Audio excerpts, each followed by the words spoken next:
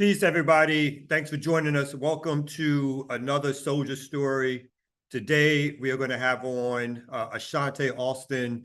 And I want to do a quick background for Ashanti for those who are not familiar with him, although I'm assuming a lot of people are. So Ashanti Alston, born 1954, is an anarchist, activist, speaker, writer, and veteran member of the Black Panther Party and Black Liberation Army. From 1974 to 1985, he spent time locked down for, I'm going to say, for the accusation, even though he was found guilty, of bank robbery or expropriation, which deepened his politics. Currently, he's on the advisory committee of the Jericho Movement to help free other political prisoners.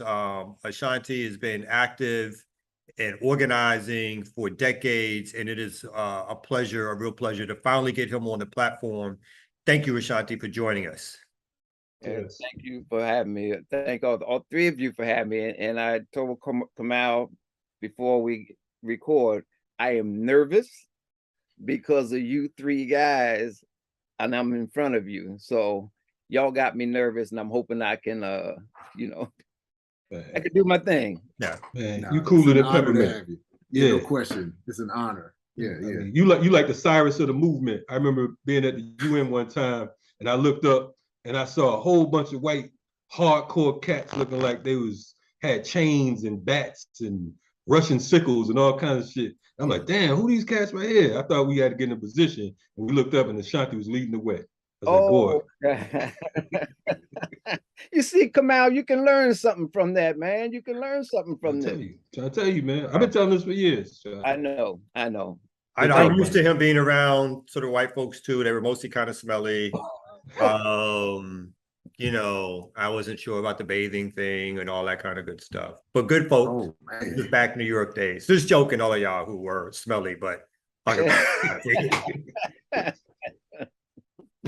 Yo, so Ashanti, we wanted to start with some, just some background questions for you. So really, just to catch up folks on your history. So if you could just tell people, like where you from, how you got politicized, and to start off with the basic thing of like, what made you join the Panthers? Okay. From Plainfield, New Jersey, land of Parliament, Funkadelic. Like you said, 1954. So the 60s, man, was where I feel like that was my rebirth. The 67 rebellions and stuff like that. Plainfield, not far from Newark. But the rebellion in Plainfield was like so significant to me. Plainfield small, but what happened was that them brothers had got a hold of crates of M1 rifles from this place. And when they came back to the Black community, man, they ran, the police out. Now, where I lived in the Black community, it's not like I seen the main battles and stuff, but I know that the next day, we're all sitting on the porch, everybody's out of their houses, everybody's talking and stuff. And we know from the news what happened, but then this black car comes, it's coming down the street, and on the top of the black car, it had Black Power, and in the trunk and things, there was goods, that they done liberated from different places, and they giving it out to people. That whole scene and knowing that they really battled and ran the police out, that stuck with me so much. And I'm like 13, 14 years old. It stuck with me so much that I felt like, if I'm gonna be a part of this struggle, I want to be a part like that.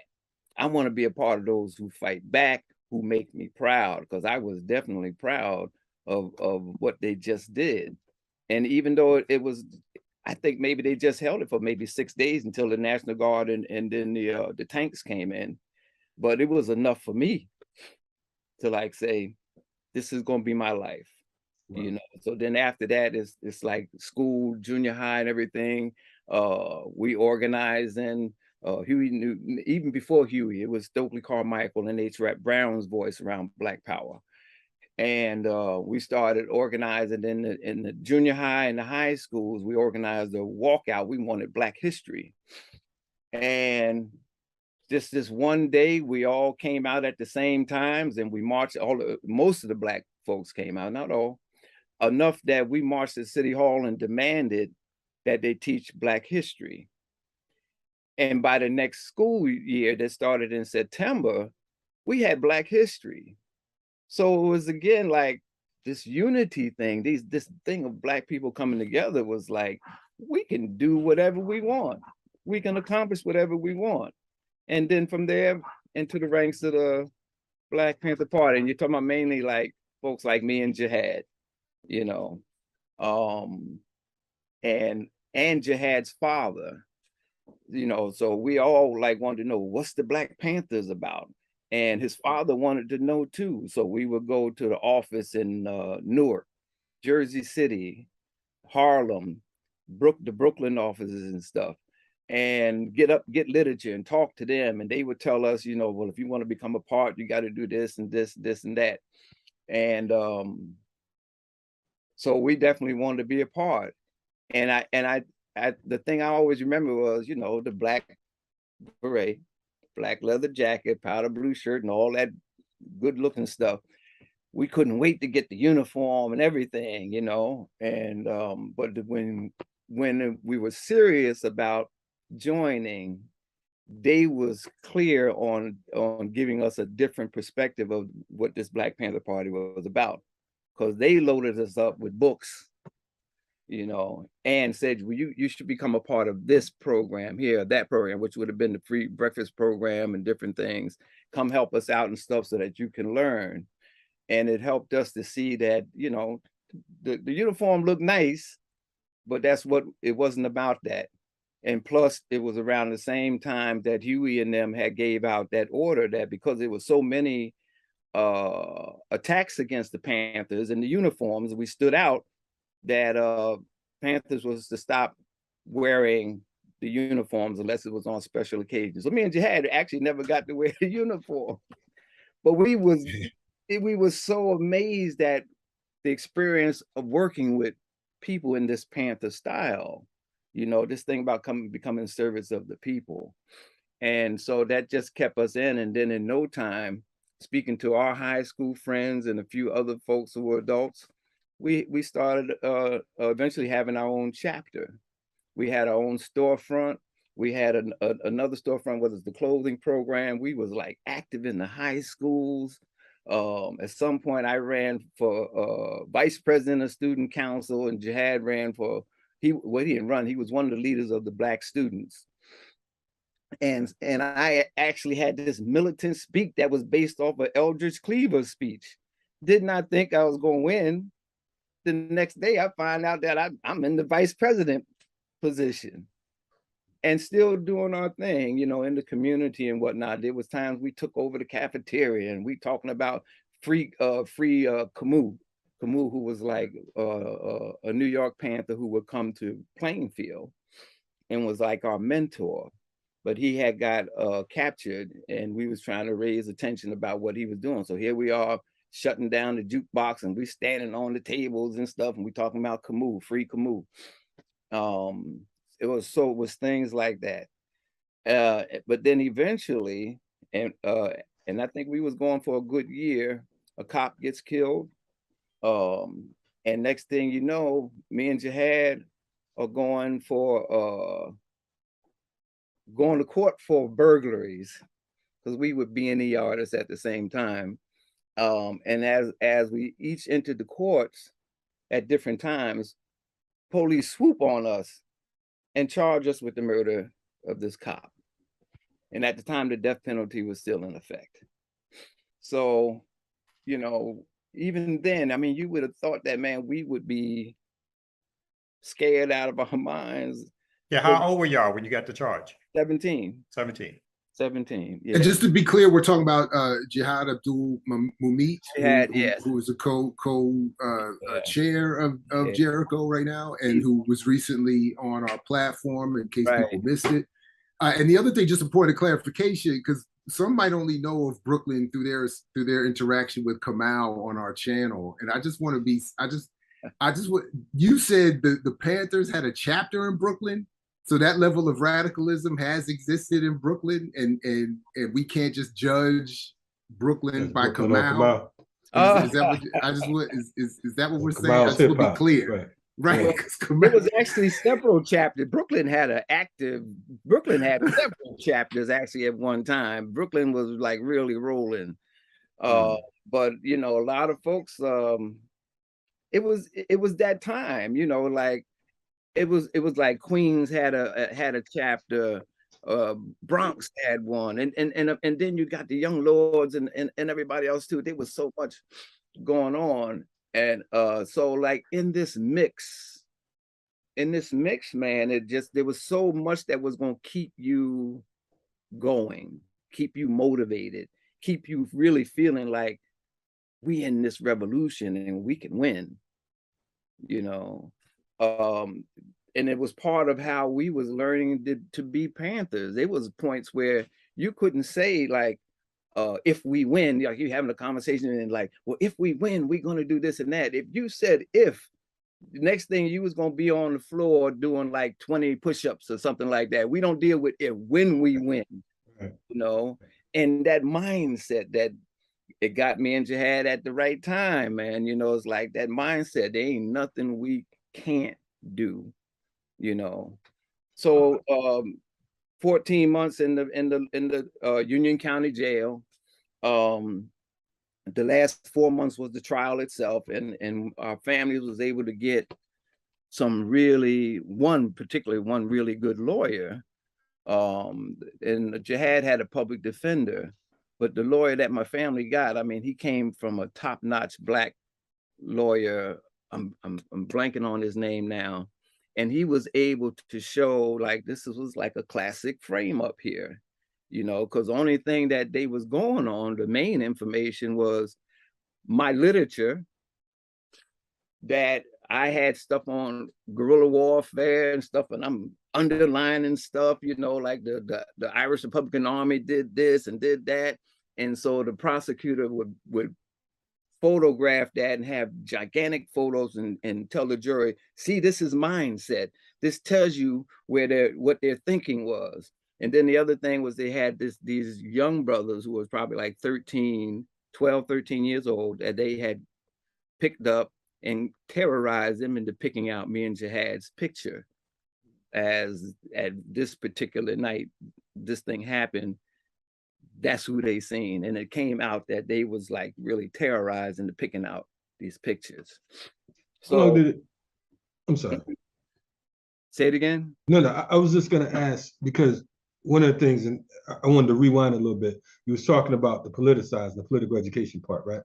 I wanted to know, before you all were able to officially become active and start chapters, how long did it take for you all to become politicized? What was that particular process like? Because like you said, it was a mindset, it was a climate, but they caught you all at the right stage, you said. And what was that time frame like? Give us a walk on it. So you're talking about, I think like I said before, there was Stokely Carmichael and H. Rap Brown.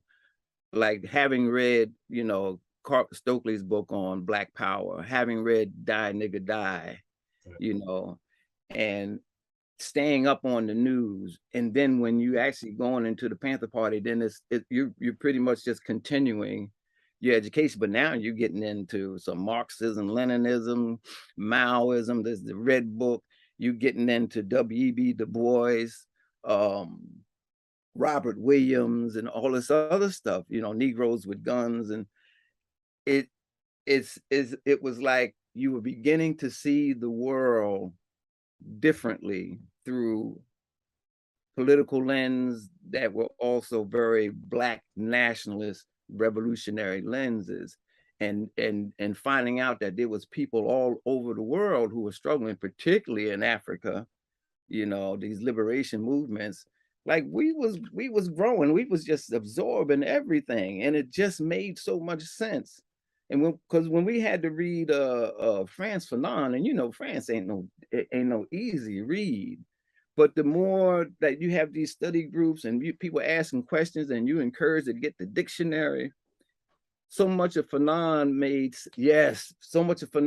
sense, you know, especially when we was out in them street corners selling the newspapers, trying to encourage people to get involved with the programs. You see the internal fighting in the community and the drugs and the other stuff. And from Fanon, it makes sense in terms of what, you know, colonization does. And then it makes sense what anti-colonial struggle, fight back means, you know. So let's pick up on that part. I'm curious about, I mean, because you obviously not only did the Panthers do what a lot of organizations either do today or pattern after the Panthers, which is programs for and in the community, political education with the community. But you guys engaged in militant action, right? So obviously later there's the offshoot of the BLA and so forth.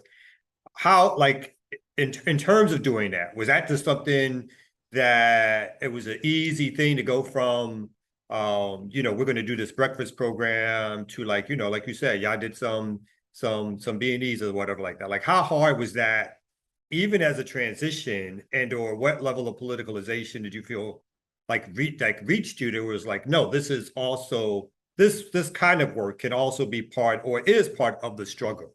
Was it just reading about revolutionary movements? Was it just being like, did you, you know, obviously without too much detail, but did you just ease your way into being able, just being comfortable with saying, you know, our movement is multifaceted, strategies and tactics are not limited by what the oppressor tells us, or not limited by what folks do in other sectors of movement building, i.e. nonviolence. You guys obviously moved into a whole, you know, every tactic and strategy almost seemed to be on the table. So I'm curious as to how easy was it for somebody like you, let's say, to move into that area of work? Right. I think it was easy because we was young and so open to learning. I think that's partly why I said it caught us at the right time. And then to have folks that are actually providing you with the tools to grow, to learn, to broaden your understanding of things and to deepen your analysis and stuff. And you had them in the Panther Party. That's how, when I mentioned Kamau and even Twyman Myers, and then when they would come to Plainfield, they would like walk us through what it meant to be a Panther. When we walked the streets of Plainfield in them areas of the hood that was like known to be, you know, like pretty dangerous, we was watching them interact with folks, hustlers, you know, whatever, and to kick that Panther ideology and the back and forth that would go on. And so as we're watching them, a part of it is you're almost imitating, you know, because you want to be able to speak folks' language, because there was a big stress on that. But it's also like everything that you're learning in PE classes, political education classes, you feel like it's helping you when you are in the community dealing with certain issues. You know, if there's things around like police brutality and stuff, you can talk about it now from an anti-colonial perspective. You know, like they're occupying army, they're part of that occupation. You know, instead of like, you know, the thing about, oh, they're just cops. No, they're not just cops. You know, we've been in this situation since they landed us here.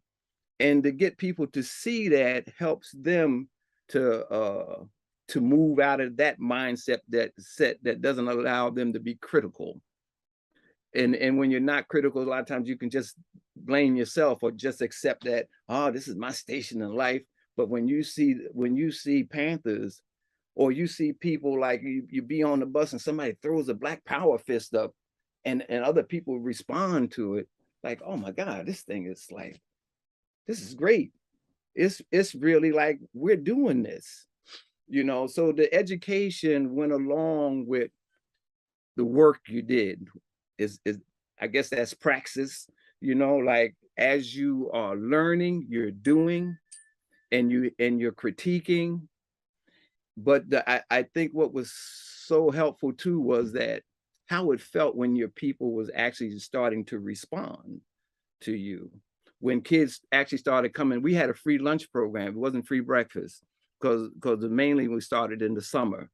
you know, so it was free lunch. But when they started coming and we was feeding them, you know, it was a good feeling. And then every now and then a parent would come in, or some other adult would come in, want to check it out, you know, or when you on the street corner and you talking with somebody, convincing them to come to the office, next thing you turn around, here they are at the door.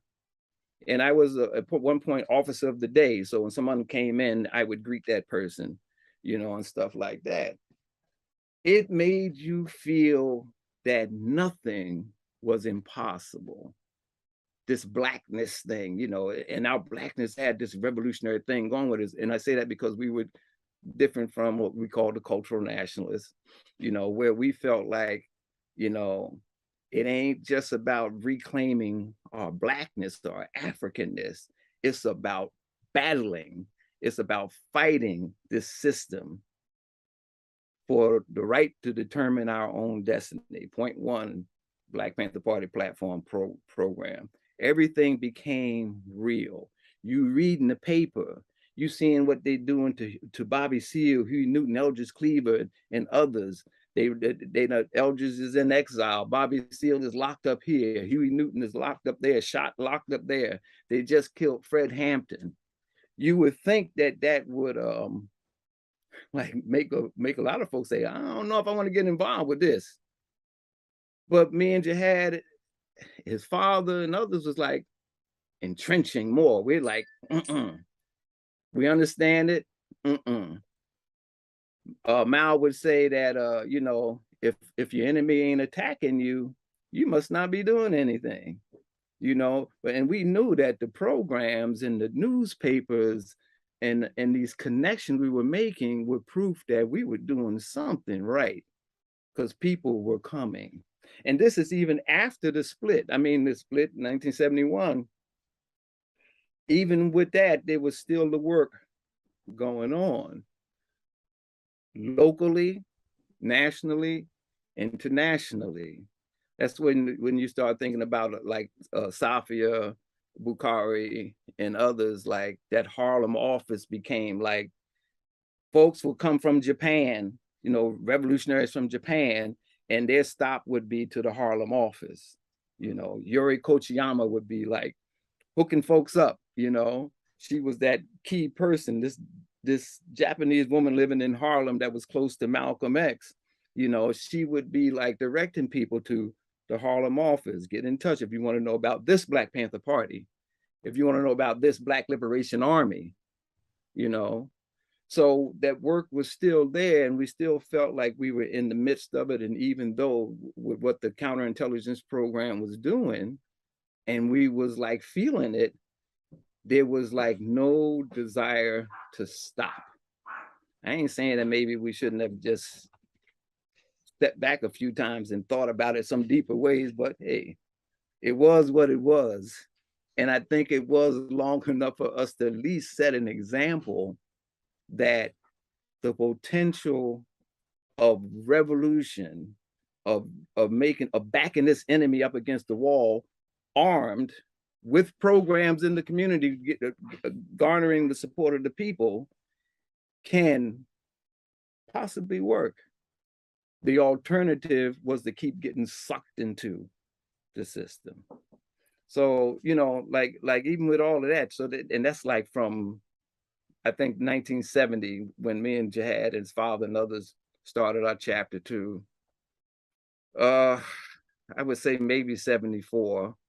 You know, we're still doing this work, you know, and then 70, somewhere 73, 74, Safia, again, communications secretary, and that link between above ground and under, approached me at some point and said, like, listen, I need to talk to you about something. And there's a mission that has to be accomplished, and that's with liberating some political prisoners. And would I be willing to join this effort? And so at this time, I was back from North Carolina, because when me and Jihad got acquitted, for the cop thing. Jihad was in Rochester, New York, and I was in North Carolina, but I came back to Plainfield, restarted things, but then back and forth between Harlem and Plainfield. So the New York Five at the time was Noah, Cisco and Gabe Torres, Jaleel, and Herman Ferguson. Some of them was facing charges in California that would have could possibly have led to the death penalty. And the thing was to get them out before California was going to come for them. Safi was like, "Would you help with this effort?" I said, "Give me a minute." I went back to my hometown and I thought about it, shared it with a couple of my close comrades, and I decided that I was going to go. I was going to, you know, take up her offer. And not only that, another comrade was coming with me. So you just might lead to, I want to jump in because you always tell this interesting story about, and I think it's this action as to you guys came close to getting folks out, but then a torch kind of stopped working. Yeah. So again, statute of limitations are over for this. No, listen, the reason I ever talk about it, I had to make sure the statute of limitations ran out. I ain't trying to go back, you know, but and I felt like once this one lawyer told me that the statute of limitations ran out, and I found out I was already doing time, and I'm like, I know at some point they're gonna come for me for this. And my lawyer let me know, well, they can't come down because they done waited too long. Sure. I said, well, I don't want to jump ahead too much, but because, well, they follow it. I want you to tell this story first. Can you tell that story? Because I want to go back into your history.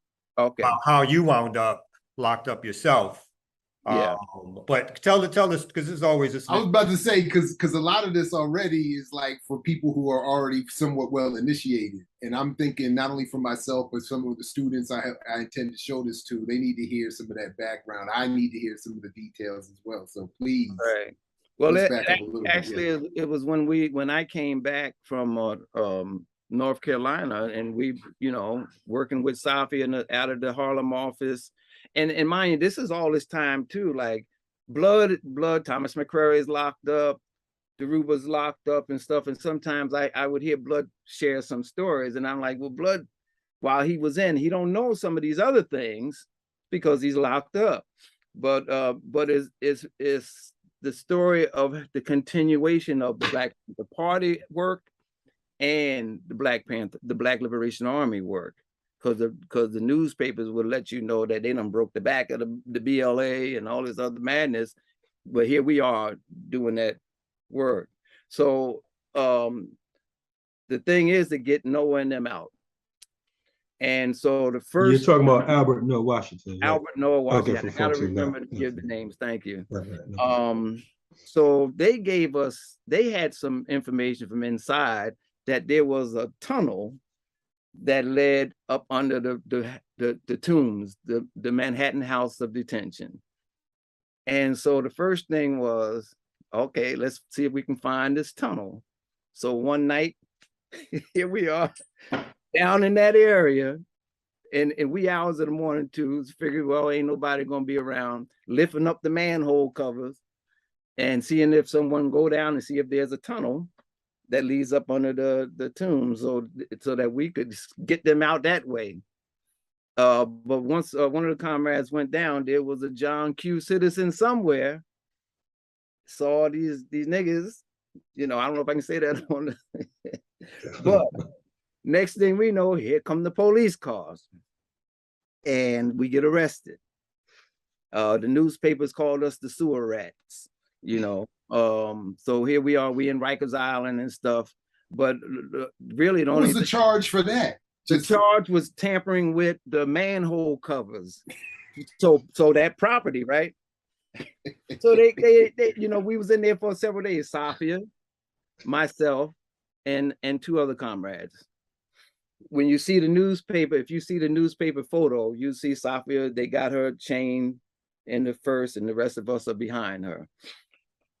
So the only thing we found out about it from the newspaper articles is they couldn't figure out why it was going into manhole covers. They thought it because the building right next to it was a prison. It was a part of the city prison system, and in there, one of the offices held the plans of all the prisons in New York State. So they thought we was after that, you know. So we get out several days later on our own reconnaissance. So we're supposed to, you know, go back for trial at some point, but we got to get back on this new plan. The new plan is to get them out from the tombs itself, from the visiting room. So every day we go on the trial, we're sitting in the court with them, and we bring them food. You know, so we developed this relationship with the guards, you know, here's their food, all this stuff.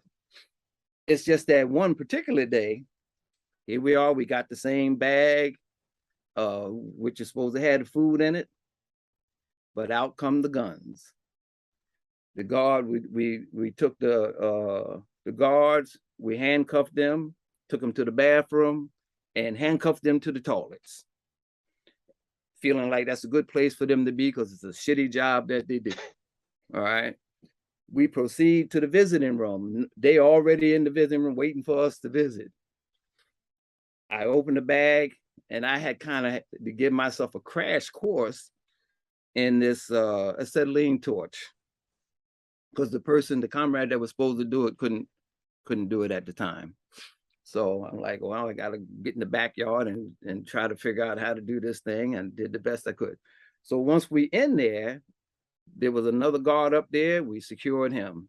So now it's just us in the visiting room. It's a metal wall with glass, you know, thing to see, and you use the phone to talk. So while everybody's got their positions, got everything secured, I proceed to cut.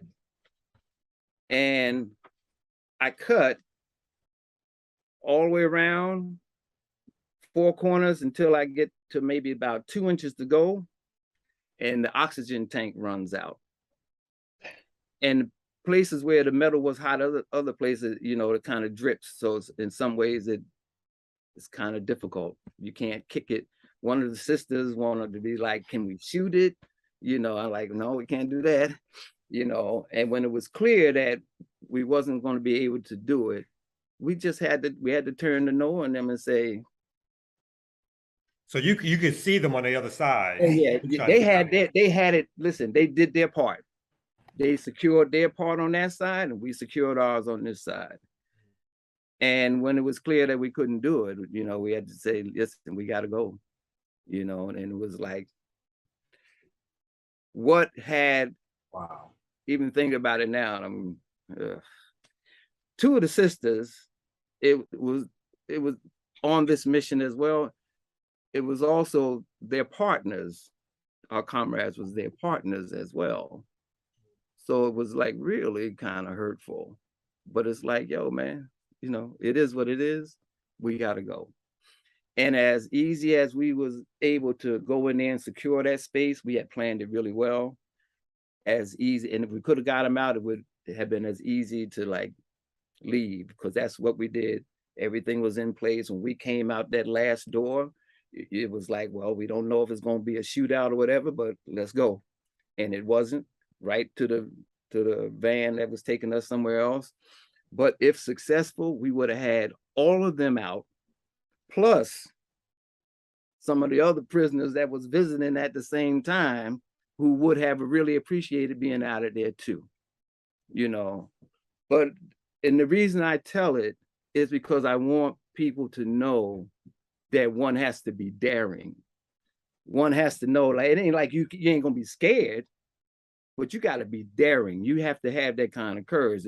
If Harriet Tubman goes in and out of the South, every time she's risking her life, but something is carrying her through. You know, so our attitude was the same, man. Like, we cannot just talk about it. We cannot talk about this warfare. We cannot talk about liberating our comrades. We must act on that. And one of the things I love about the Black Liberation Army and being honored to be a part of it was the Black Liberation Army wasn't waiting around for no court victories. We was gonna get our comrades.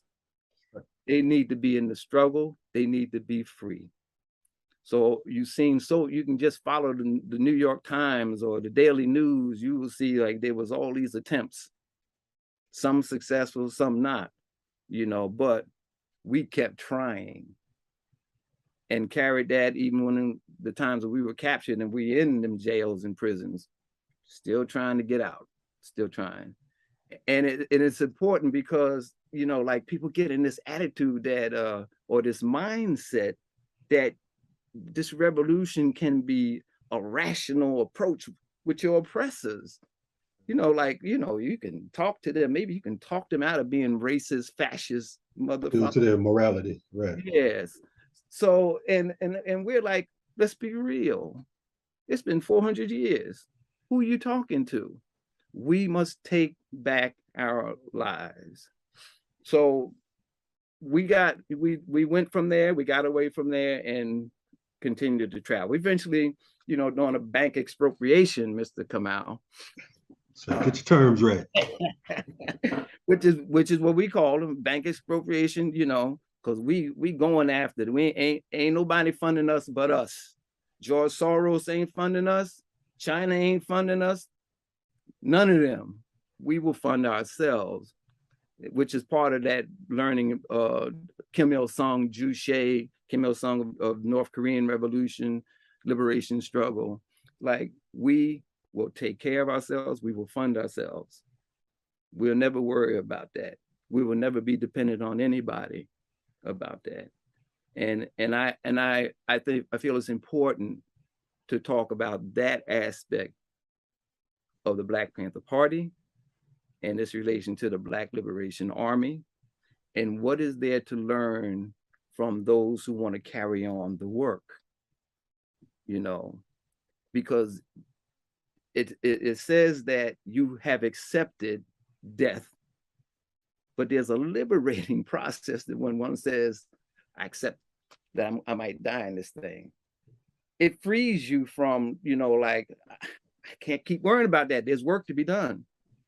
That was revolutionary catechism. The first thing that the revolutionary has to accept is that they're dead. They're dead already. But now do the work. You ain't gotta worry about it. And many of us had that attitude. I think that might make us seem a little strange. I don't think so. You mentioned Twyman Myers, and I think that Twyman is someone who doesn't get much airplay, and he's one of those unsung heroes. Can you talk a little bit about who Twyman Myers was and his role in our liberation movement? Twyman Myers, out of Black Panther Party and into the ranks of the Black Liberation Army out of New York. Was Twyman out of, I'm going to say the Bronx or Queens now. I'm not remembering, but young, I don't even, Twyman may have been 19, 20. And was like many comrades that was coming into the Panther Party who were truly lumping in the sense, like from the streets, fresh out of the military, like blood, no relation, like Marx would say, no relation to the means of production, didn't want to be, but were rebels by nature, were rebels.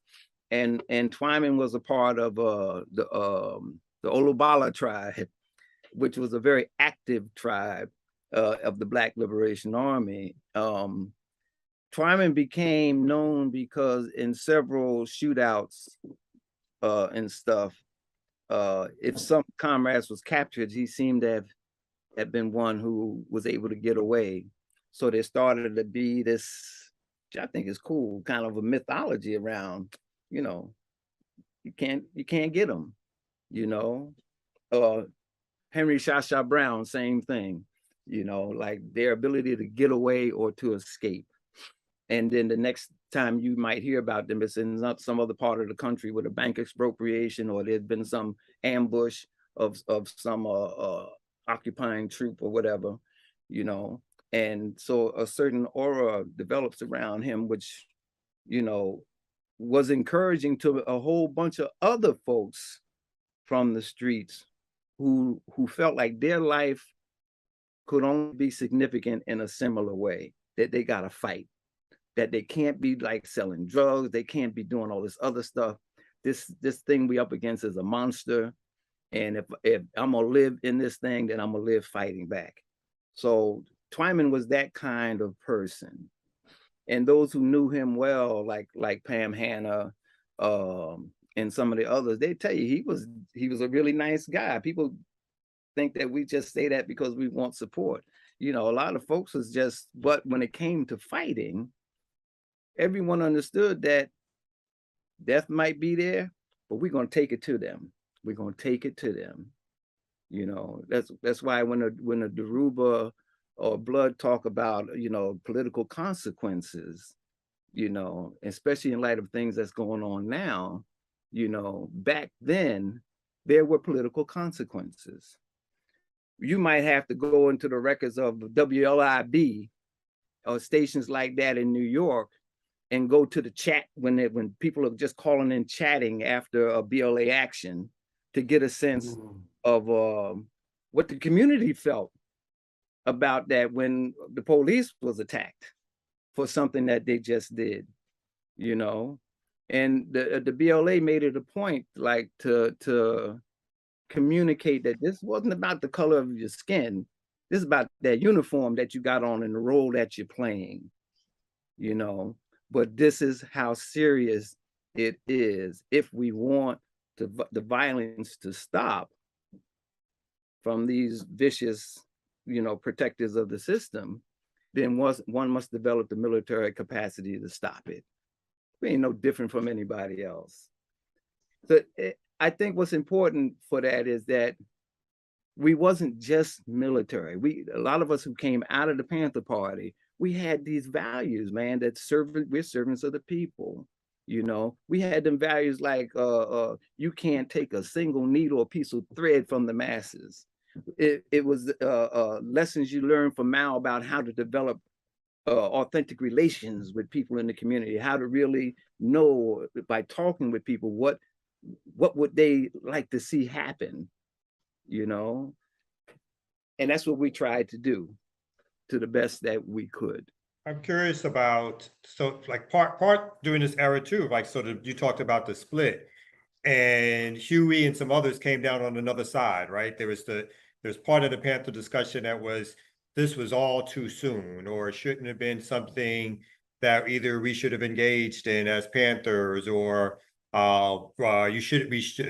being the Panthers, right, should have stayed above ground, and that you don't go underground until driven underground. Right. So what is your take on that? This is as an argument, like, you know, for what you guys did, when people say other things about you, whatever, what is your take on that? Well, if you know, and I think y'all have done that readings too, when you had RAM, Revolutionary Action Movement, and others, that discussion was going on then about, you know, underground and do you start off, you know, right under secretly, or do you organize above ground in the communities until driven underground? I think the Panthers had a more balanced thing. I liked Huey's position, which is one of the reasons I joined the Black Panther Party, and understanding that argument. Let's be in the community. Let's be where we can interact with folks and build organizations through the survival programs and through the anti-war work and all these other things, the third world, you know, coalitions. Let that allow you to judge when it's time. But early in the Panthers' history, there was an understanding that there needed to be a military capacity, you know, and that understanding was with a whole bunch of folks, especially if you came out of the Garvey movement and stuff. You know, them pictures of the Garvey movement in them days in the 20s and the 30s, that we had access to were really had profound impacts on us to see ourselves as a military capacity for our people, So with the Panthers, there was always an understanding about the role of the gun. The gun should never guide the struggle should guide the gun. The people's work in the community should guide the gun. And we had a clear understanding on it.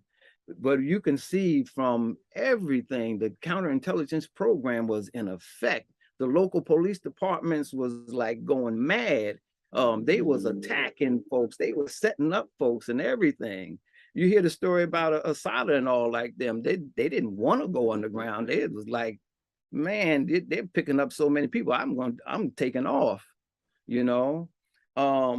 So if it's going to happen, then let's do it the best ways we can. I'm just a foot soldier. I'm just a servant. And I'm really clear on that.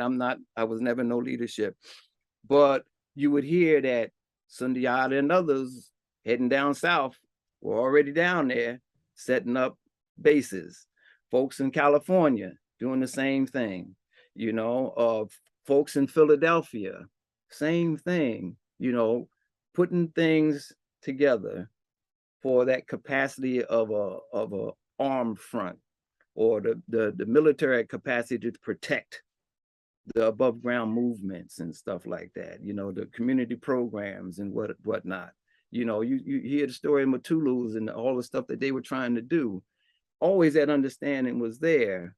So when it happened, I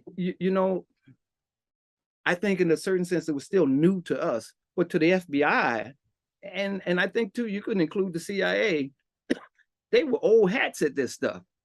They was destroying movements all around, revolutionary movements all around the world, whether through assassination, infiltration, knowing how to offer, monies that corrupts the leaders and stuff like that. They were good at it. I think it caught them off guard at first because of the rapid growth of groups like the Panthers and the Republican New Africa and other groups, the anti-war movements.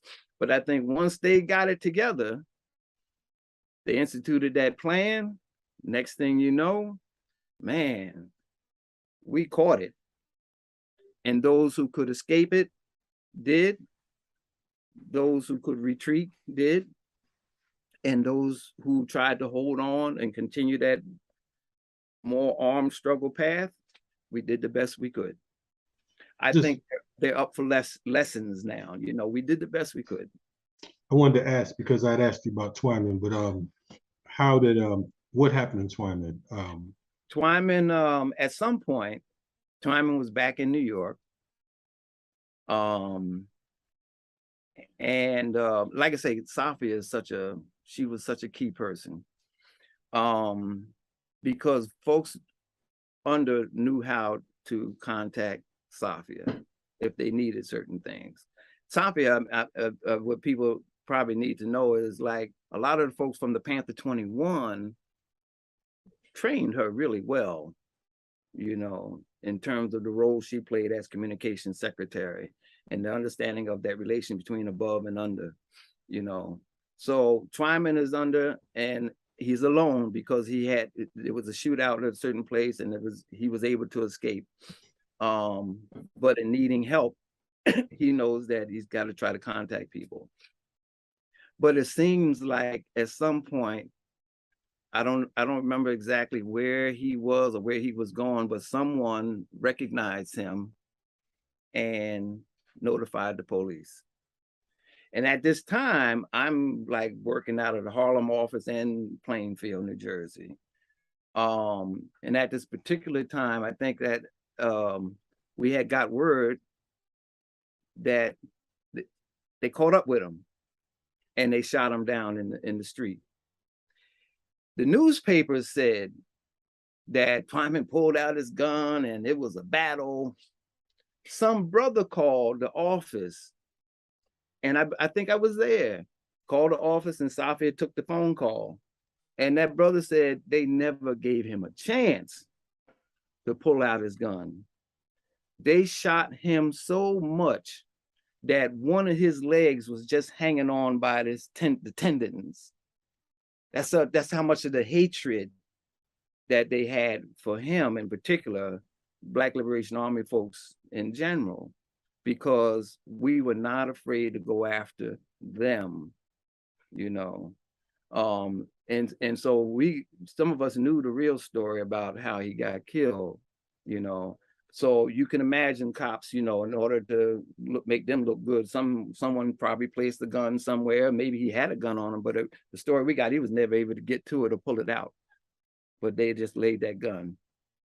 And that's when the newspaper articles came out, and it was BLA, back of the BLA broken.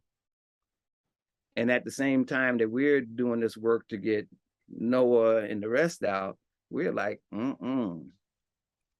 this is going to go on, and they will know that they have not destroyed the Black Liberation Army, you know. And it became even more important that we accomplished this mission. And even if the mission wasn't accomplished, it sent a message that the Black Liberation Army is alive, and you ain't done nothing but increase our ranks, you know. But he became one of our heroes, and he became heroes to a lot of folks in the communities that he was from, because from Panthers to BLA, he stood up. He carried out what he believed was right, and so many people could identify with that. It was still the days, I think, especially in New York, New Jersey, that Black Liberation Army has some resonance with folks. You know, you've mentioned obviously Sophia Bakari a number of times, and we try to talk about her as often as possible. You know, and even recently I went back and read the marriage contract between the two of you, and was lovingly jealous that I hadn't thought to reread it before we got married, you know, a couple decades, you know, well, almost a couple decades ago. But you know, to do, because I love the whole trajectory of the contract is we love each other, we're going to be together, but only within the context of this struggle. And if the struggle, you know, and if we, you know, so anyway, I just thought it was perfect from what, you know, obviously from a distance, what I think I've understood about the two of you as individuals, too, you know, and obviously as a couple. But could you say a little bit more about her? And even that relationship. Yeah. So when I had came back from North Carolina and we back in Jersey chapter, and then reestablished relations with the Harlem office, of course, Safi was in charge of the Harlem office. I was just telling somebody not too long ago, some of the things I learned from her was that we would walk through Harlem, some of the Harlem communities, and there was this playground. And so we're walking through the playground, and they had these large numbers written on the pavement of the playground. And so I wanted to know what's these numbers for. And so she said, that's for the helicopters, you know. And so she's explaining to me the role of the helicopters in the numbers was that let the city know, police know, others, what this location is.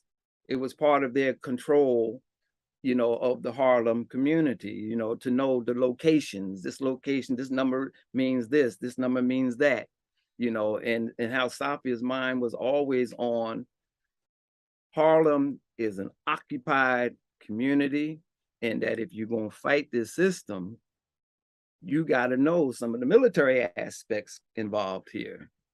And then from there, you know, she would encourage me to like kind of read up on it, you know. But now it's like, it's not the theory stuff. You're now reading stuff that's dealing with how the police or how other military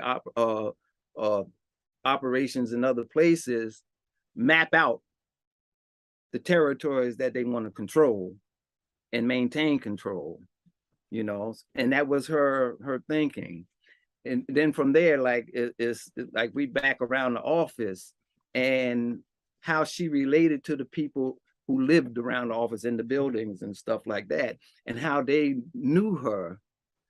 And there was some in particular who I doubt if the police could even run up on Safia and arrest her, because they love Safia. And I remember one, man, she would carry her little pistol with her, and sometimes kind of flash her pistol out like, ain't nobody gonna mess with this office or Safia as long as I live right here.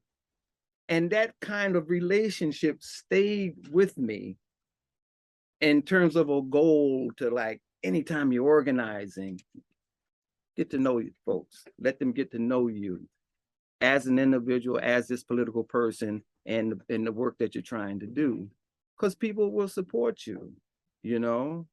And her work around political prisoners just stayed. So I learned a lot from her.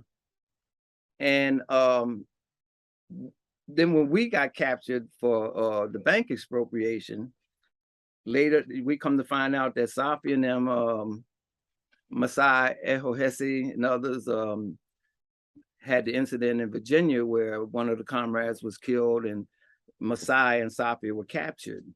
So then we was in different prisons, but we stayed in touch.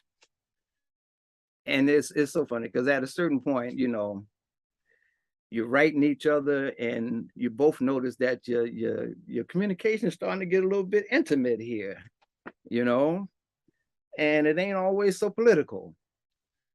And so we saw ourselves developing this little relationship. And then at some point she gets out of prison. It's so funny, she got out because she had escaped from the same place not too long before that, you know, but she got out a year or so, maybe a couple of years before me. And one thing led to another. And then a year before I got out of prison, we decided that we was gonna get married. So she came, I'm in Connecticut, Summers Prison in Connecticut, and we got married. So some of the things that that's in the book is around that there. Was the contract her idea? Or did you all come up with it mutually, or was it more like, I want us to concretize? Idea. I want to say it's my idea. I want to go on record. It's because he was in Connecticut. That's what it is. Yeah. Summers made you do it, right? Yeah. But it was, I think we worked on it together. I think we worked on it together, but that's how we wanted to see it. It was like the commitment to the struggle comes first, and it has to be in that context, you know. So gangster love right there. No, and I loved it because it says if we don't work as a relation, as a marriage, we're gonna stay as comrades, and we're gonna stay in the struggle. And I think maybe was my favorite part of the whole thing. It was like beginning, the first part opens with, this is for the struggle and in the context of struggle, and then the end of the contract is you know, worst comes to worst with our relationship. Right. It means nothing in terms of our engagement with the struggle, and I love that. Yeah, and the truth is, even when we was, I had got released from Summers Prison, and at first New York wasn't letting me back in, even though me and Safia were married, legally married. So my lawyer, he had me live with him and his family until he could work out something with New York. And so what year was this? This would have been like 85,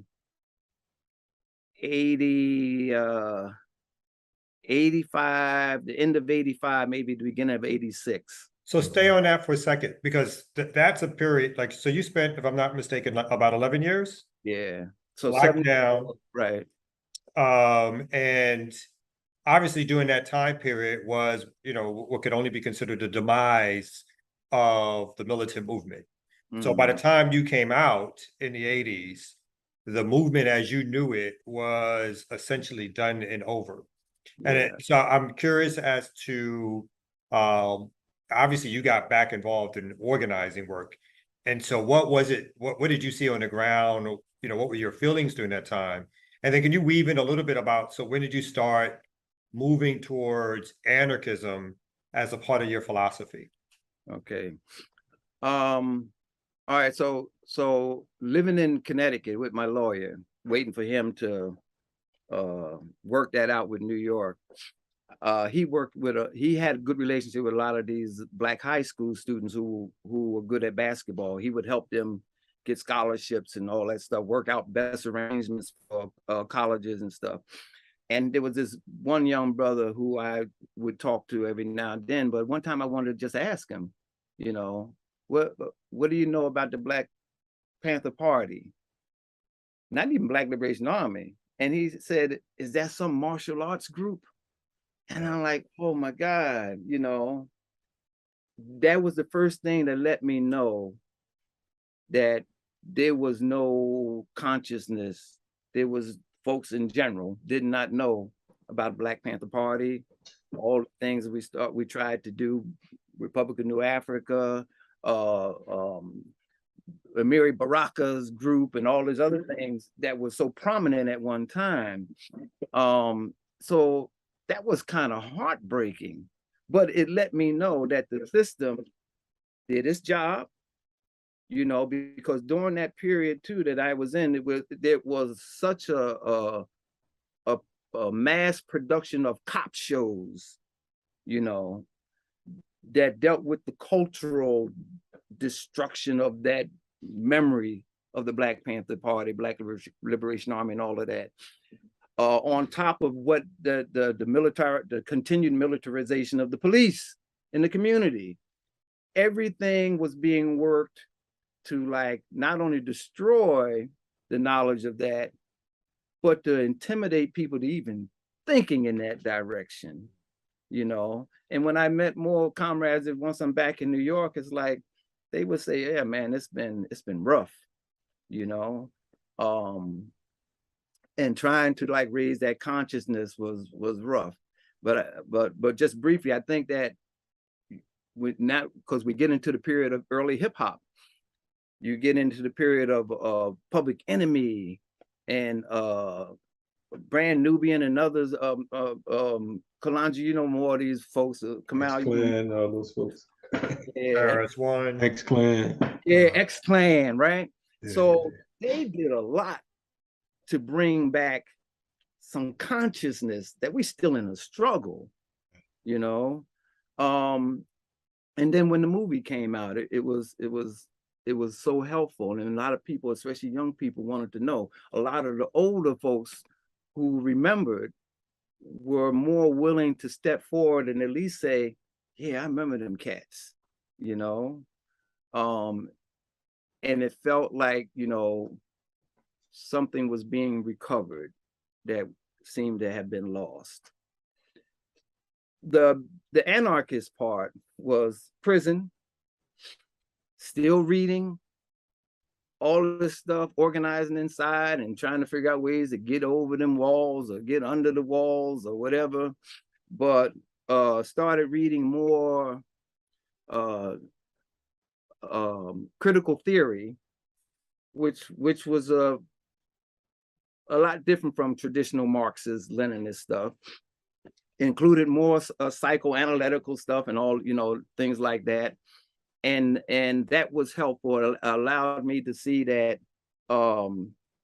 there's some psychological things that we didn't take into consideration too. What did Fanon, it really helped me to understand what Fanon meant by this colonial mentality and what it means. Like you're fighting a struggle, but you know this shit is still in you, you know, because you're a part of this empire that you've been here 400 years. We can't act like, you know, we're going to win this struggle and not deal with a lot of the enculturation of this monster, you know. And then there were some comrades who had their own critiques, like Kwesi from the outside, and then some comrades inside was also wanted to read more anarchist stuff. And I found that the critical theory stuff and the anarchist stuff was giving me a better, deeper understanding of some of the internal contradictions that led to our downfall. I totally accept what the system their job is to crush you. They do what they're supposed to do. But then how much are we participating in it because we don't deal with that aspect in us? That pretty much you one hand out, just undoes what the other hand is trying to do. Your best intentions, you're the one that's undoing this. And then in the FBI, they're like seeing all this, they just gotta kind of pick here, pick there, and you end up fighting each other, Huey and Eldridge and all that other stuff. But individuals now, what does it mean to be sexist? What does it mean to be authoritarian? All that. Does it exist within us? Yeah. So a struggle has got to begin to incorporate that. And that's what the anarchisms and things like the feminisms, the radical feminisms was giving me an understanding of. So by the time I got from Lewisburg to Marion, Illinois, I wasn't yet calling myself an anarchist, but I was definitely moving away from the Marxist-Leninist traditional approach. In California, when we was in Lompoc, it allowed me to just continue to deepen my understanding. And I felt like, man, we can have a struggle that is not hierarchy, top down, that we can have a struggle that's more horizontal. And the horizontal is more inclusive, and it makes us think of more issues that we probably ignored or just was ignorant of before. And so much of it stemmed from my experience of the split in the Panther Party. Because when Huey got that power and that little clique of his held on and protected that power, it was chapters that was suffering, Jersey City, Newark, who we interacted with all the time, there was points where Jersey City had a house that had programs going out of it, comrades living in it, but monies from the sale of the newspapers that was supposed to come back to the chapters was not coming. It was all staying in California, with that crew. And you learn these things from comrades who were directly impacted by it and had interactions with Huey and them. And that's why you'll see to this day, there's some of them tensions that are still there. But when it finally hit the screen, we understood that we're going to stay on this path. We're going to continue to work in the communities. We're going to continue to build this Black Liberation Army. But now me in prison, I just want to know, how do you build better individuals so that we don't undo all these things that we're building for? Why, the sexisms, why must one be the brainiac, the leader, and gets all nervous when he feel like somebody is challenging his leadership? So that kept me towards the anarchism, and the radical psychologies kept me wanting to learn more about how we can get rid of this system, this empire that is in us as well. It's that kind of fight now. It's no longer a simple fight like, oh yeah, we're going to defeat them, we're going to win, because now you see towards the 80s and maybe 90s that whether it was Zimbabwe, Angola, Mozambique, and some of the even Guinea-Bissau, Amilcar Cabral, the great revolutionary, after his assassination, was he assassinated or died? No, he was assassinated. Killed, yeah. Right.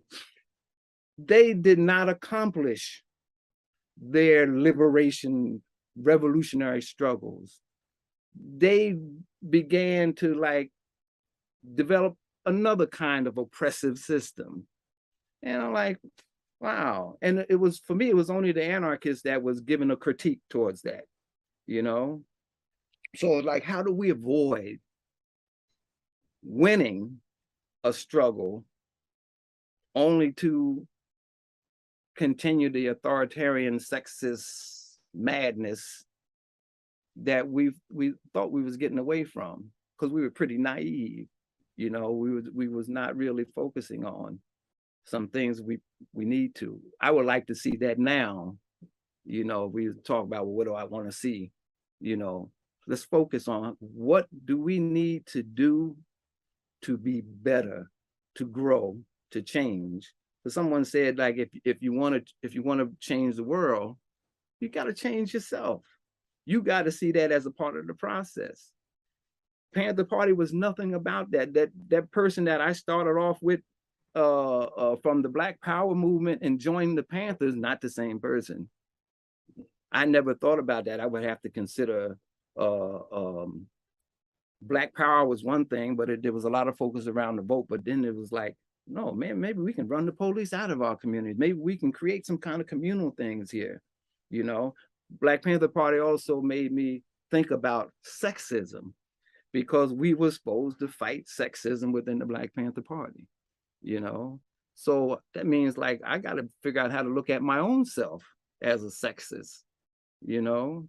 And I don't want to be a Huey Newton or an Eldridge in that sense where I'm the brainiac. I want to know, how can we do this together so that we can really garner all of our gifts and our potentials, instead of someone saying, well, you in this position, I'm in that one, I want you to stay in here, you know. Can I just quickly underline, because at least twice now, you've pointed out some things that I think have been encouraged in their rebranding in other directions. So, for instance, so I like the way you're putting this with again, going back even to the discussion of your marriage contract, the focus on the collective and the community and the struggle.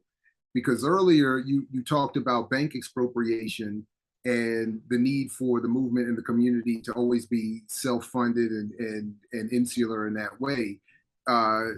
There is an unfortunate rebranding of that ethic that is promoted heavily today, which is, of course, entrepreneurialism, and we need to start our own businesses, and it's sort of which is meant to be, I think, you know, kind of a replacement for this ethic of, you know, understanding self-sufficiency to be start a business, understanding self-sufficiency to be constantly expropriating resources from an oppressor.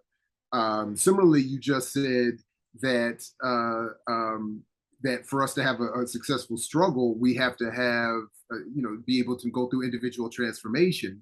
Similarly, there's a heavily rebranded, and I'm even thinking about, you know, Barbara Ehrenreich just died recently, and she had been doing some work over the last couple of years around the cottage industry of the self-help community and all of that.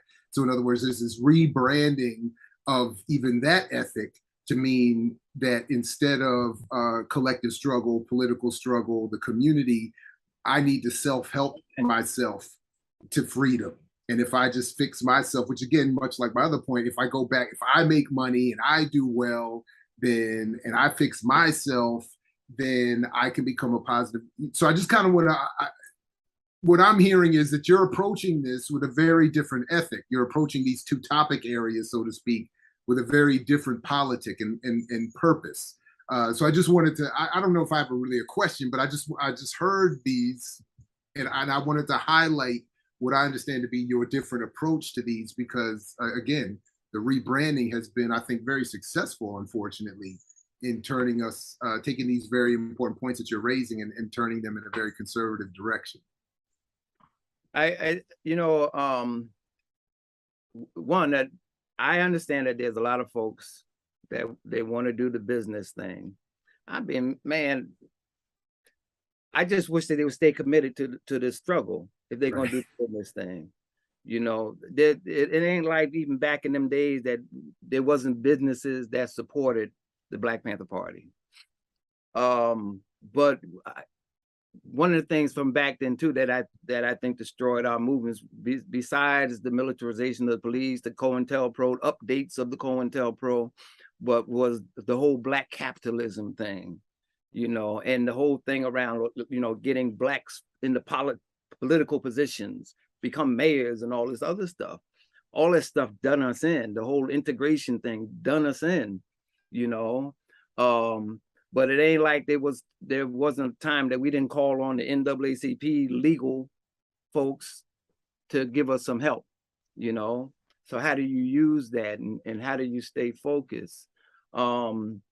and even talking about expropriations, I think what's important for me is understand, like, folks shouldn't take that off the table. You know, if there's ways that we can fund, you know, our work, then let's do that. But let's not take the stuff like that off the table, because we're in a struggle. You know, it's not that rational, nice thing that people want. You know, let's get very real. And it ain't like there ain't been times where in different struggles, and even in our own, where people have not broke the law. There's got to be that mindset around the law has got to be broken. You know, it's the elders used to say about the Constitution and all, like that Declaration of Independence. He would say it's just a piece of paper and it'll burn. You know, I mean, even Dr. King talked about disobeying unjust laws. So I mean, exactly. Yeah. But look how they have taken King and just whitewashed them. Like he meant something else. Only thing he meant was, you know, let's hold hands and do that, you know, all that stuff. But I think it's important for me to, I mean, when I get a chance, when I do have opportunities to talk, to let people know that this is still going to be a bloody thing here. I'm telling you, I'm going to tell you about love. I'm going to tell you about the self-transformations that got to go on. I'm going to tell you about having support systems so that when you get tore down, you got a way to come back up, you know. But it's all because we ain't going to be free unless we are willing to accept. It's almost back to that death thing, that we're going to get hurt, brutalized, traumatized, and everything from this very system that you keep feeling that you can talk some sense into, and it'll treat us right. Yeah. If you know anything about the Republic of New Africa and them, it's like, no, we don't even want to be a part of this. You know, we want to destroy this system that has done this to us and can only do this to us. When there's killings of our people, you know, in the streets and all that, like they do every day, that's what the system's supposed to do. The prison industrial complex, that's what they supposed to do. You ain't talking them out of that. You ain't gonna figure out no alternative. It can only be an empire. You want to be free? Get rid of the empire. I just want people to understand that part of you that keeps you human, you got to figure out how to keep it human. Because you can get so caught up into the destruction that you have not figured out how to not destroy your own humanity at the same time, you know. And I think that's kind of like what I appreciate that. I'm going to clip this specifically from my students last week who were asking me about Ilana Van Zant's work and how does that. It was like, I was like, you need more than that. It can't just be this Oprah-style self-transformation, you know. Anyway, my bad. Sorry. Thank you for that. Yeah, definitely. I mean, what you're saying is absolutely necessary, because that's the part. The period is placed right before that part of the convo.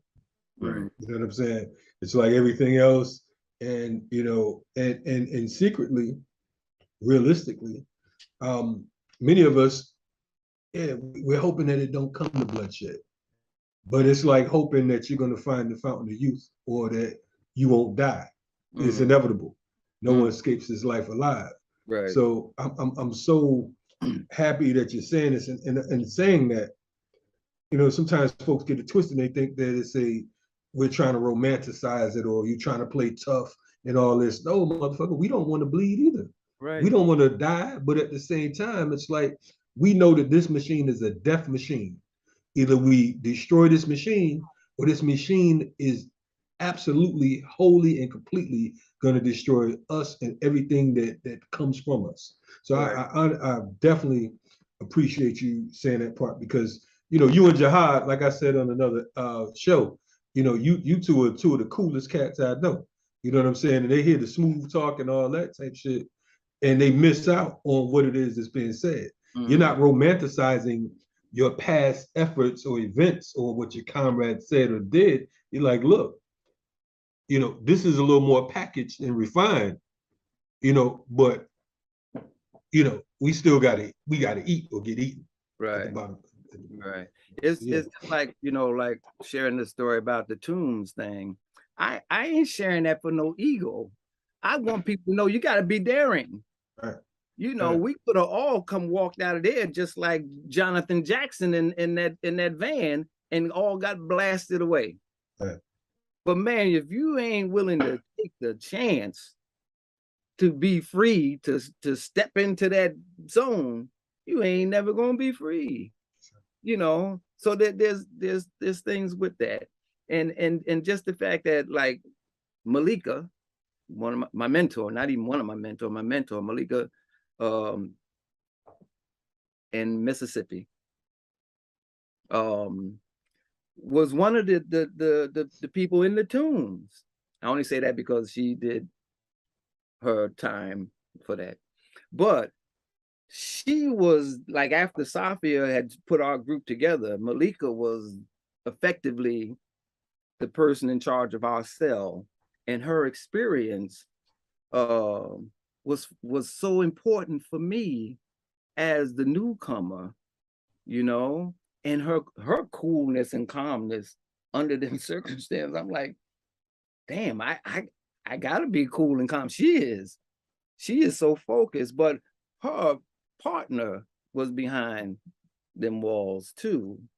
And she had to, like, she did with kids at the time.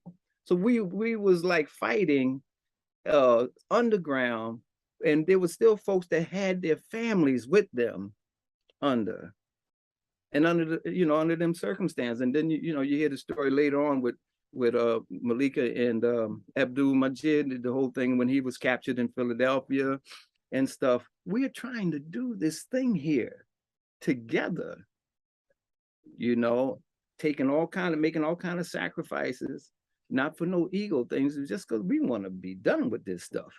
We want to be able to live our lives, So I don't like to feel like I entertain folks when I do share stuff. I ain't trying to entertain. I'm trying to hope that somebody who hears it might be so inspired to like step up where they're at. If you're in a box, step out of the box. Understand that this struggle here is tough, but it's a doable, it's a winnable, but you got to be willing to risk it. Ashanti, we're gonna let you go in about 10 minutes just to give you a timeline. So you want to skip the part of the conversation where we talk a little bit about what you want to see now.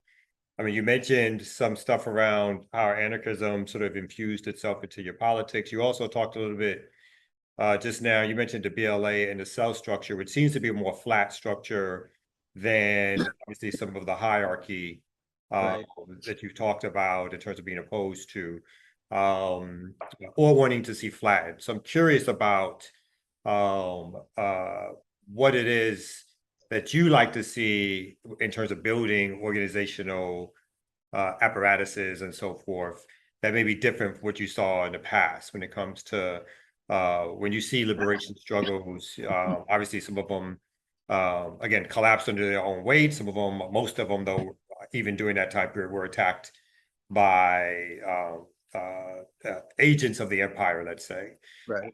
And then lastly, I mean, just because I know you, if there's anybody who needs leadership, it's you. So I'm not sure why you become an anarchist in the first place. But beyond that, like, so what do you see as structures that you like to see implemented that's different from what you've had in the past? Well, definitely more horizontal, right? Definitely more horizontal, because it's just, it's because, like, from my experience in the Black Panther Party, and then moving into readings more about anarchist struggles, having found that there have been struggles that have been more horizontal.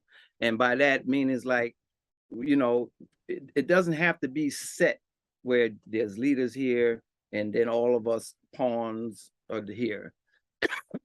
It can be other ways. It can be flexibles in there. And it's the only way I feel that you can bring out the best in people, if everyone is allowed to kind of explore their potential instead of automatically having it set down on so-and-so is the leader, this is the central committee, this is the ideology. I always feel like ideology is a set thing. So I'm pretty much anti-ideology, that's got to be really fluid because it depends on our understandings of the situation, historical, present, and what we want in the future. So like, let's not get stuck into thinking that whatever was written down on that paper saying this is the ideology, Black Panther Party or whatever, that makes it right. There can be more fluid things going on. There's got to be more of a consciousness about, even if we're just dealing with our people, then let's deal with our people and not find ourselves shutting out certain of our people because they don't fit our sexuality, or even sometimes our liberation thinkings. How can we create a space where we can all still find a common page enough to move forward, you know? So that becomes very important for me. It is what I want to see. When I spoke to the, me and Jihad was on Black Men's Build thing, Malcolm X Grassroots Black, and then I talked to you about it earlier. I was impressed because like, oh my God, there's a group of Black men that are willing to be open about thinking differently about Black liberation struggle, and not to assume that what we might have even read from Malcolm and others is the way to go. Malcolm can be critiqued. Panthers can be critiqued. You know, do we necessarily need a movement led by Black men? You know, and what if it is led by Black queer? You know, what gets us there? You know, and what part do we want to play? You know, so on them, that level there, and I think the important level, and I'll end with this, it's kind of like where I'm at now, that feeds into things I've talked about. It's the wear and tear on the individual, and like getting people to see that you got to have some place to go when you're traumatized. For some folks, you know, like Jihad and others took their shahada, became Muslims. They have rituals, they have beliefs, rituals that they have a place to go. I don't care what a Marxist-Leninist scientist got to say about that. They got a place to go. A lot of our folks are Christian, you know, but when you listen to their songs or their sermons, they express a place to go when it feels like it's just too much, you know, and it's kind of metaphysical. I ain't gonna tell them that ain't true. That's that bullshit from the past.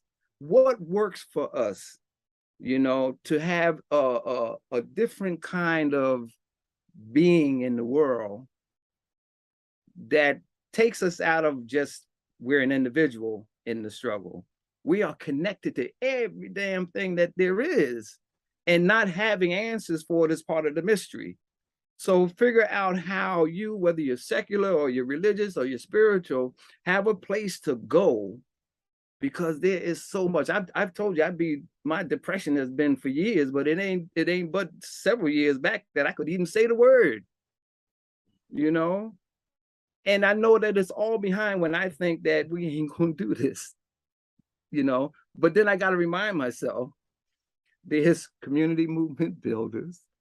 There's what y'all are doing. I just discovered this Black Men building. And there's some other Black anarchist folks are doing this and that. I got to keep reminding myself that, no, folks ain't gave up. I know what I like to see more of, but Kamau from Brooklyn, you know how that makes me feel to see you doing this and Kalonji doing this. When we didn't even know Kalonji. Right? And then to see y'all working together, like, it's not over. It's not over. And I gotta constantly, as one who, like, I really believe we can win, but I gotta stop going into that place that makes me doubt it. I need to get back and maybe do 20 push-ups I was about to say that, brother. Don't. I mean, I can do 20. That's why I ain't gonna say or it. stay out of traffic, because that's the only time I feel hopeless is when we're driving in traffic and people behavior in cars. I'm like, oh, that's it. It's over. It's a wrap. Yeah. And another thing, yeah. I don't know when y'all was in Brooklyn if y'all actually didn't know me or didn't want to know me. That's a whole nother subject. Anyway, we'll talk about that. I remember that because, and then you went down where you're at now. Yeah. But it's like, so watching y'all, Lumumba, all y'all, right, who are still carrying this on, I gotta constantly remember, yeah, I ain't got no reason to be, but it's still it's the constant struggle. But then that's why I say I think a part of it, and someone's quoted Fanon as like, well, one of the best ways to deal with one's mental health is to be involved with the struggle. No question. Right. So I feel like that's a part of where I am now. It's like, okay, I gotta stop this stuff.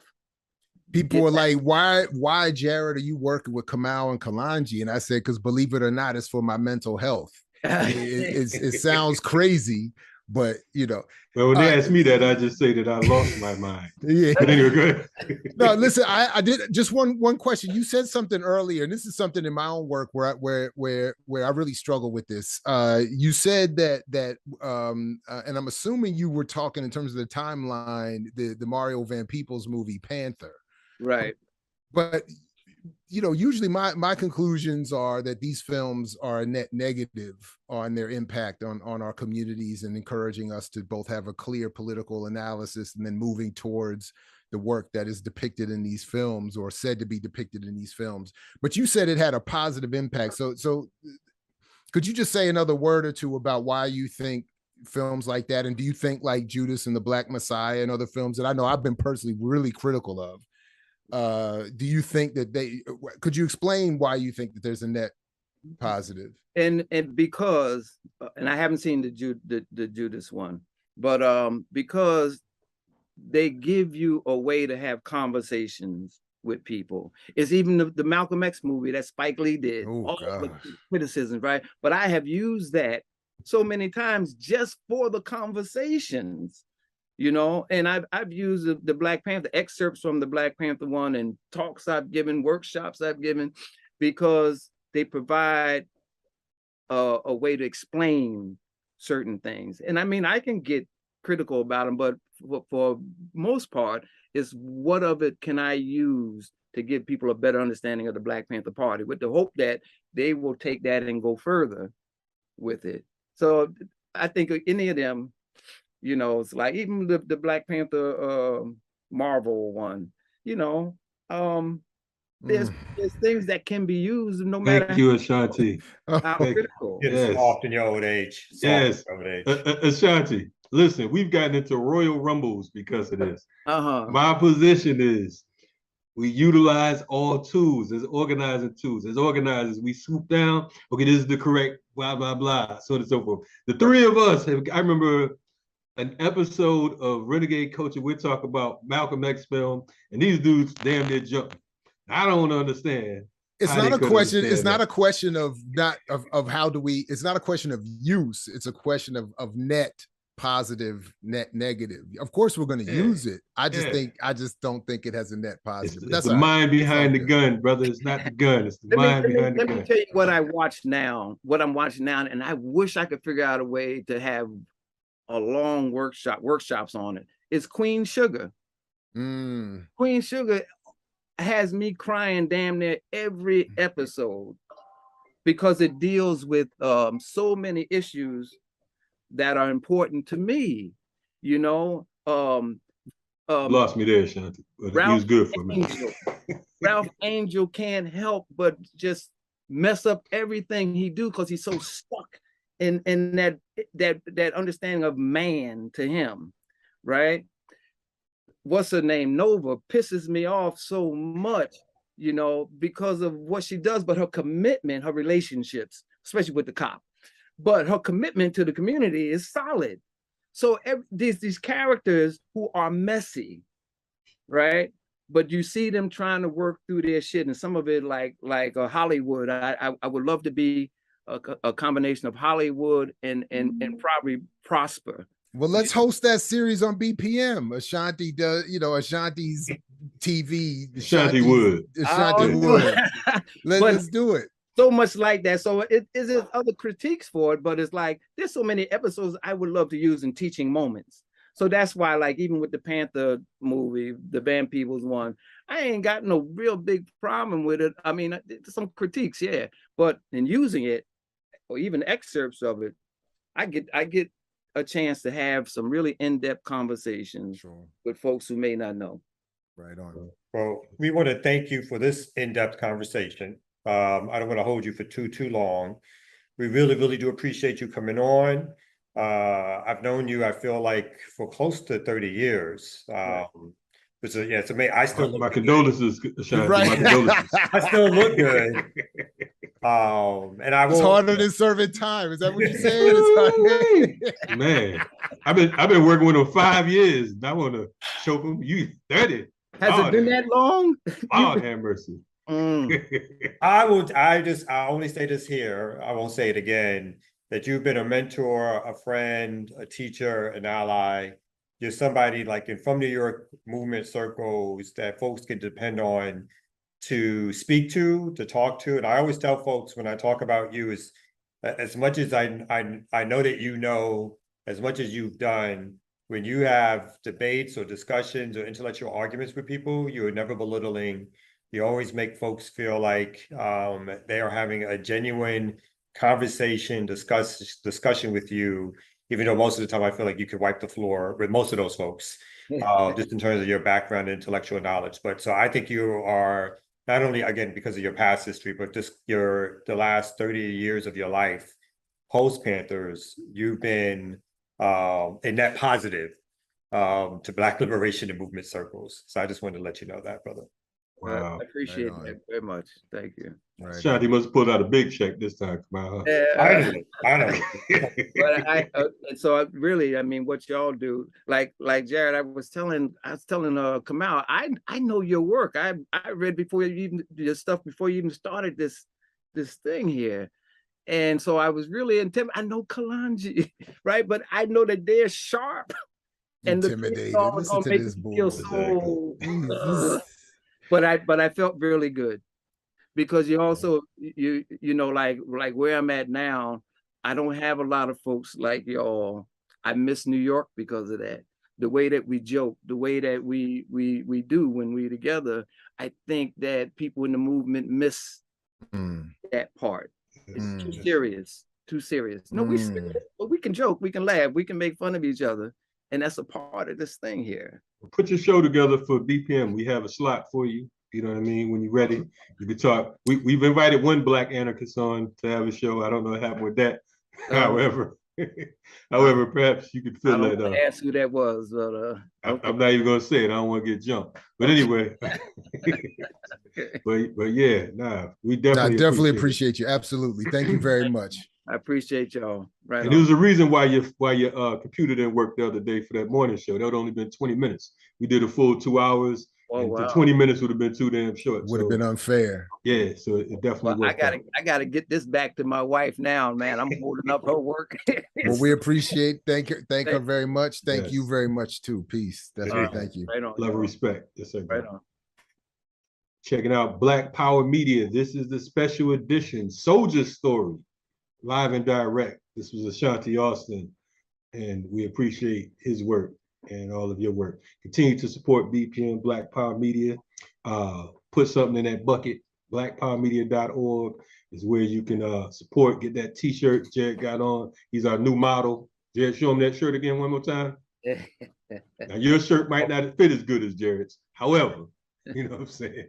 BPM mug, we got you covered. You know, so definitely support. Patreon's members, we appreciate you all. Peace. Black Power Media. Peace.